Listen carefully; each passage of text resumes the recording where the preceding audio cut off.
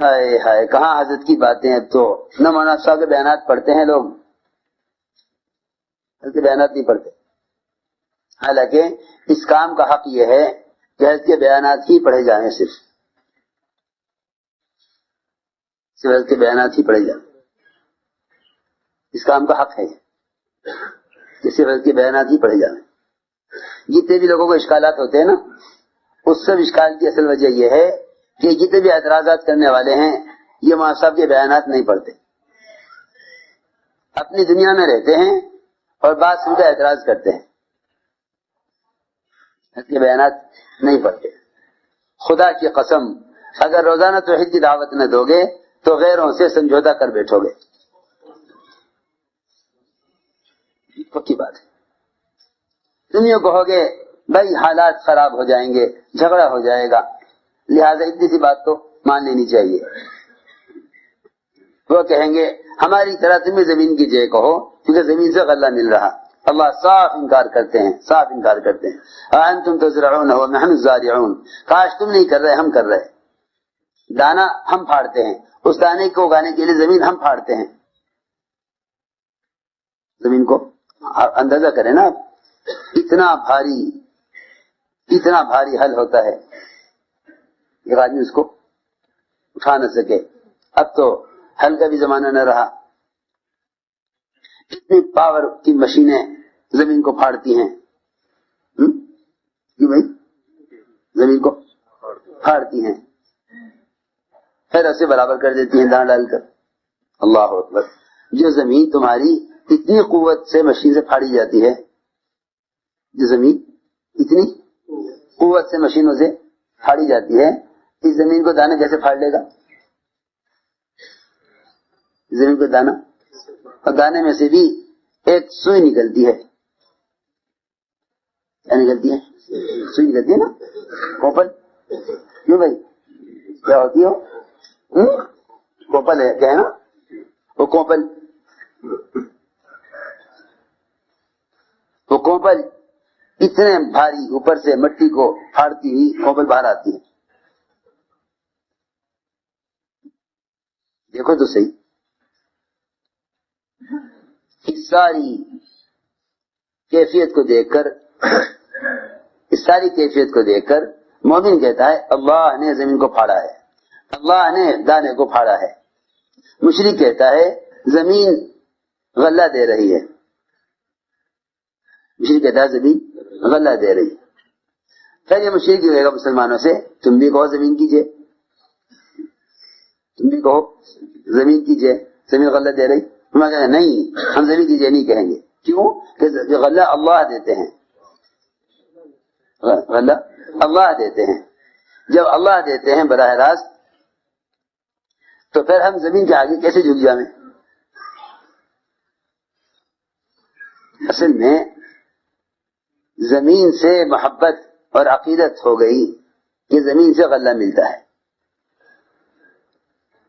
زمین سے غلہ ملتا ہے.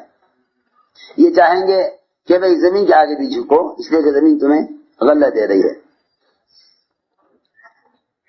سارا جھگڑا اس پر تھا، سارا جھگڑا اس پر تھا.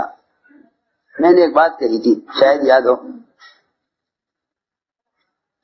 کہ زمین کا بھی انکار ہے جس طرح زمین سے بنی ہوئی شکلوں کا انکار ہے.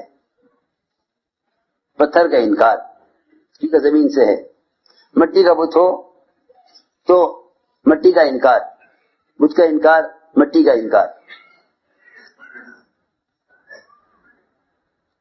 اگر بت لکڑی کا ہے تو لکڑی زمین سے اگنے والی چیز ہے، اس طرح زمین کا انکار، لکڑی کا بھی، لکڑی کے بت کا بھی انکار. اگر بت سونے کا ہے، حضرت عجیب بات فرماتے تھے اگر کوئی سونے کا بت بنا کر مسلمان کے سامنے پیش کیا جاوے تو مسلمان یہ کہے گا کہ اس بت سے نہیں ہوتا، اس بت سے نہیں ہوتا. اور اگر اس بت کی ایک انگلی توڑ کر چھوٹی والی انگلی توڑ کر اس بت کی چھوٹی والی انگلی توڑ کر کسی مسلمان کو دی جاوے اور یہ کہا جاوے کہ دیکھ اس سے اتنے زیور بن جائیں گے، تیری بیٹی رخصت ہو جائے گی، اس کے علاوہ نقد بھی بچ جائیں گے، تو وہ یہ کہے گا کہ ہاں اس سے کام ہو جائے گا. حضرت فرماتے تھے جب بت کی پوری شکل سے نہیں ہوگا تو ایک انگلی سے کیسے ہوگا؟ جب بت کی شکل آوے تو کہتے ہیں کفر ہے، جب اس بت کی ٹوٹی انگلی آئی تو کہنے لگے اس سے ہو جائے گا۔ بس میں عرض کرنا چاہتا تھا، میں یہ عرض کرنا چاہتا تھا کہ جب بت کی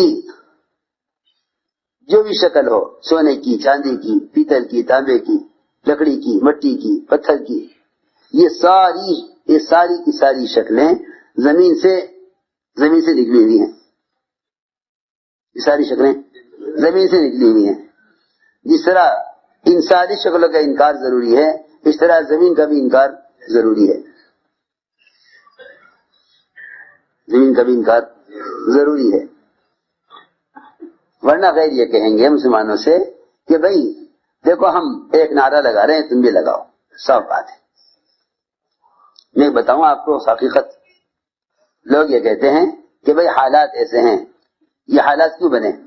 اگر روزانہ اللہ کی توحید کی دعوت دیا کرتے تو خدا کی قسم یہ حالات کبھی نہ بنتے، یہ حالات کبھی نہ بنتے کہ مسلمان شرک کی طرف جانے لگے۔ جب مسلمان روزانہ توحید کی دعوت نہ دے گا، جب مسلمان روزانہ توحید کی دعوت نہ دے گا اور پھر غیر مسلمان سے کفر کرانے کی طرف آئیں گے تو پھر مسلمان اللہ سے غیر و خلاف مدد نہیں لے سکے گا۔ میں کچھ کہنا چاہتا ہوں، جب مسلمان روزانہ توحید کی دعوت نہ دے گا پھر غیر مسلمان کو شرک پر مجبور کریں گے تو مسلمان مجبور ہو کر شرک کو اختیار کر لے گا، اس پر اللہ کی مدد نہ آئے گی، کیونکہ جب تم نے خود توحید کی دعوت نہ دی تو پھر تم شرک کی دعوت قبول کیوں نہ کرو گے؟ میری بات توجہ سننی پڑے گی۔ جب تم روزانہ توحید کی دعوت نہیں دو گے تو پھر شرک کی دعوت کو قبول کیوں نہ کرو گے؟ یوں کہو گے قانون ہے کرنا پڑے گا، نہیں، میں آپ کو بتلاتا ہوں۔ مشرکین نے کہا حضور اکرم صلی اللہ علیہ وسلم سے کہ ہم آپ کو حج اسود کا بوسہ نہیں لینے دیں گے، آپ کو ہم حج اسود کا بوسہ نہیں لینے دیں گے، ہم آپ کو حج اسود کا بوسہ نہیں لینے دیں گے، آپ کو شوق اور طلب جنت کا پتھر ہے، جنت کا پتھر ہے، جنت سے لایا گیا ہے، دودھ سے زیادہ سفید تھا، وہ تو حائضہ عورتوں کے چھونے اور امت کے گناہوں سے سیاہ ہو گیا۔ آپ ہر چکر میں حج اسود کا بوسہ لیتے، ہر چکر میں آپ بوسہ لیتے حج اسود کا۔ مشرکین کو خیال ہوا کہ یہ اس کو چھوڑ نہیں سکتے، اس کو چھوڑ نہیں سکتے۔ اس زمانے میں بھی بات یہی ہے کہ اغیار دیکھتے ہیں کہ مسلمانوں کی زیادہ خواہش کی چیز کیا ہے، وہ اس پر قبضہ کر لیتے ہیں۔ مسلمان مطالبہ کرتا ہے، مسلمان مطالبہ کرتا ہے، غیر کہتے ہیں ہمارا ایک مطالبہ پورا کر دو، ہم تمہارا ایک مطالبہ پورا کر دیں گے۔ جہاں سے ہوتا ہے غیروں سے دینی سمجھوتا، ہم تمہاری ایک بات مان لیں، تمہاری ایک بات مان لو۔ دیکھو میری بات توجہ سننا، جب یہ بات پیدا ہو جائے گی اس کے بعد مسلمان دنیا کے لیے دین کو بیچے گا، دنیا کے لیے دین کو بیچے گا اور شرک کے لیے ایمان کو چھوڑے گا۔ پہلے مسلمان غیروں کے مطالبے کو پورا کرے گا دین کے لیے، دین کے بارے میں، پھر غیروں کے مطالبے کو پورا کر دے گا دنیا کے لیے۔ سنو غور سے، مشرکین نے دیکھا کہ آپ کو حج اسود کا بوسہ بہت پسند ہے، تو مشرکین نے کہا کہ اے محمد صلی اللہ علیہ وسلم، ہم آپ کو حج اسود کا بوسہ نہیں لینے دیں گے جب تک آپ طواف میں ہمارے بتوں کے آگے سے جھکتے ہوئے نہیں جائیں گے۔ ہم آپ کو روک دیتے ہیں، آپ ہمارے بتوں کے آگے جھکے پھر ہم آپ کو بوسہ لینے دیں گے، آپ کو بوسہ لینے دیں گے، شرط یہ ہے کہ ہمارے بتوں کے آگے سے جھک کر جائیں۔ حضور اکرم صلی اللہ علیہ وسلم کو ہلکا سا خیال آ کر گزر گیا کہ اگر بغیر دل کے ارادے کے تو ممکن ہی نہیں ہے کہ نعوذ باللہ نبی سے شرک ہو، ممکن ہی نہیں ہے کہ اللہ نے فرما دیا لیکن اشرکت لیحبطن عملک، اگر آپ نے شرک کیا تو آپ کے سارے کام سارے اعمال سب برباد ہو جائیں گے، سب ختم ہو جائیں گے اور آپ بڑے خسارے ٹوٹے میں پڑ جائیں گے۔ انبیاء علیہ السلام تو کبائر سے بھی معصوم ہیں، تو انبیاء سے شرک کا تو ہونا ممکن ہی نہیں ہے۔ آپ کو ہلکا سا خیال آیا بغیر دل کے ارادے کے، بغیر دل کے عقیدے کے، اگر صرف سر سے اشارہ کر دیا جاوے ان کی بتوں کی طرف اور یہ مطمئن ہو جانے کہ ہاں کر دیا۔ سنو میری بات دھیان سے، اس زمانے کا مسلمان یہ سوچے کہ دل میں تو ایمان ہی ہو، صرف ظاہری طور پر ان کا ایک مطالبہ پورا کر دو تاکہ یہ خوش ہو جائیں،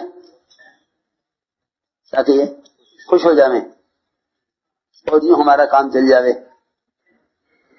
اللہ تعالیٰ کو مسلمان کے بارے میں یہ بھی پسند نہیں ہے کہ بغیر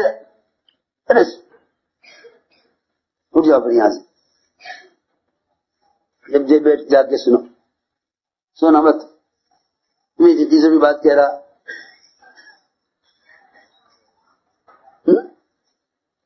بہت ضروری بات ہے کہ اگر مسلمان یہ سوچیں کہ ظاہری طور پر اگر شرک کو مان لیا جاوے دل کے اعتقاد سے نہیں اور غیر خوش ہو جاویں اور ہمارا ایک مسئلہ حل ہو جاوے۔ سنو، اللہ نے فرمایا وَدُّوا لَوْ تُدْهِنُ فَيُدْهِنُونَ، یہ کفار تو چاہتے ہی یہی ہیں کہ اگر آپ اللہ کے توحید کے بیان کرنے میں ذرا سے ڈھیلے پڑ جائیں تو وہ کفار ہی مطمئن ہو جائیں کہ ہمارا کام ہو گیا۔ ہاں، وہ تو چاہتے یہی ہیں کہ آپ توحید کے بارے میں ذرا ڈھیلے پڑ جائیں، تو یہ دھنون تو وہ مشرکین بھی مطمئن و بے فکر ہو جائیں گے کہ ہاں بھائی اب ہمارا ان کا مقابلہ کیا ہے، ہماری بات مانی انہوں نے۔ آپ کو ہلکا سا خیال آیا کہ اگر